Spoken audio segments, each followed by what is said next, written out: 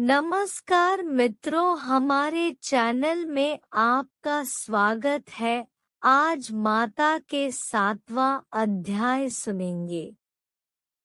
चंड और मुंड वध। ऋषि ने कहा, शुंभनिशुंभ की आज्ञा पाते ही चंडमुंड अपनी चतुरंगिणी सेना के साथ अस्त्र शस्त्रों से सज्जित होकर देवी के पास चल पड़े। उन लोगों ने पर्वतराज हिमालय की स्वर्णिम ऊंची चोटी पर देवी को सिंह पर सवार देखा। देवी मंद मुस्कान बिखेर रही थी। देवी को देखते ही उन्हें पकड़ने के उद्देश्य से अचानक ही आसुरी सेना उन पर टूट पड़ी।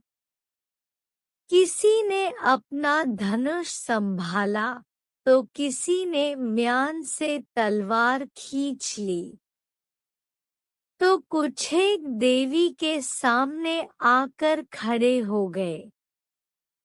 उस समय अंबिका देवी अत्यंत कुपित हो गई। क्रोधानल के धधकने से उनकी मुखाकृति काली हो गई।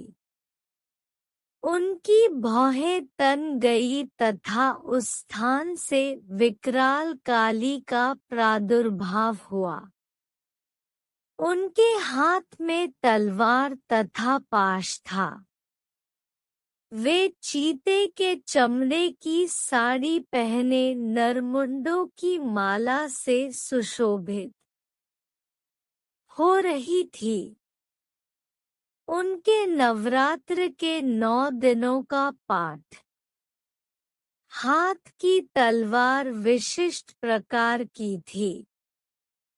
उनके शरीर का मांस सूखकर केवल अस्थिपंजर रह गया था। ऐसे वेश के कारण उनकी आकृति बड़ी डरावनी लग रही थी। उनके विशाल मुखगह्वर में जीभ लपलपा रही थी, जिसके कारण वे बहुत ही भयंकर दिख रही थी।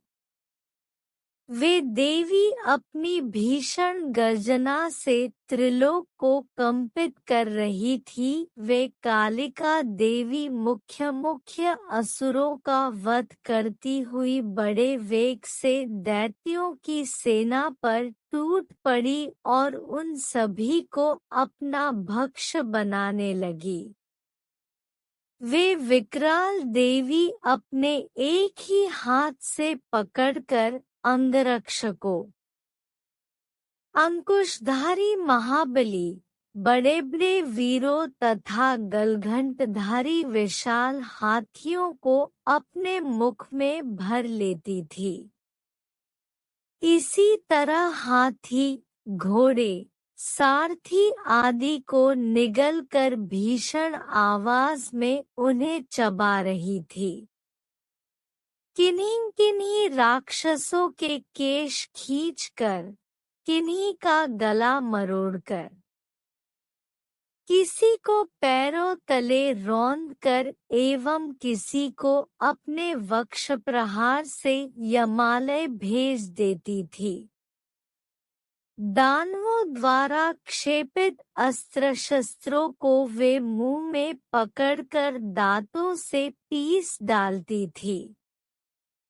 काली ने उन महाबली दैत्य समूहों को कुचल डाला।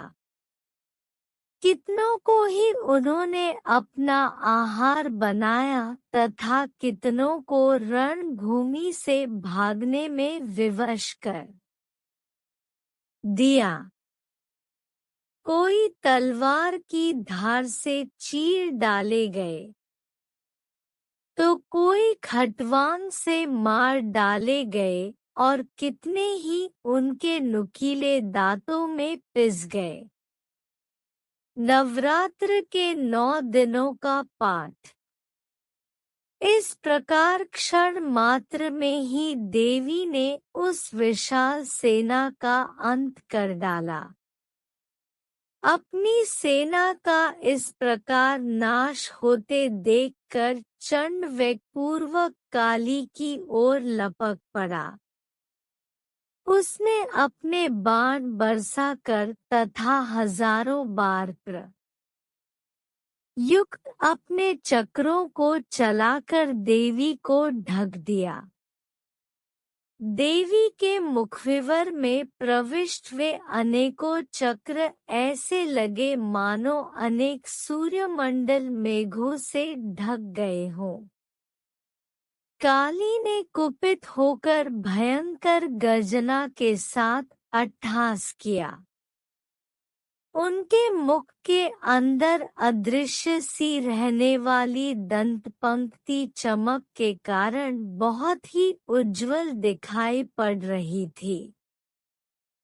तब देवी ने उन शब्द उच्चरित करते हुए अपनी लंबी तलवार से चंड के बाल पकड़ लिए और अपनी तलवार से उसके मस्तक को काट दिया। चंड के मरते ही मुंड तेजी से देवी की ओर झपट पड़ा, परंतु देवी ने क्रुद्ध होकर अपनी तलवार से मुंड को भी मार गिराया। चंडमुंड के गिरते ही शेष सेना भाग खड़ी हुई। तब वी चंडमुंड के कटे सिर को हाथ में लेकर भगवती चंडिका के पास गई और विकट अट्टहासन नवरात्र के 9 दिनों का पाठ करके कहने लगी हैं, देवी, मैंने इस चंडमुंड नामक महापशु को तुम्हें भेंट किया है। अब तो शुंभनिशुंभ का वध तुम स्वयं ही करना। तदंतर ऋषि ने कहा, चंडमुंड के खंडित सिर को देखकर कल्याणकारिणी चंडी देवी काली से मधुर वचनों में बोली है, देवी, तुमने मुझे चंड और मुंड को अर्पित किया है। अब से विश्व में तुम्हारी ख्याति चामुंडा के नाम से होगी।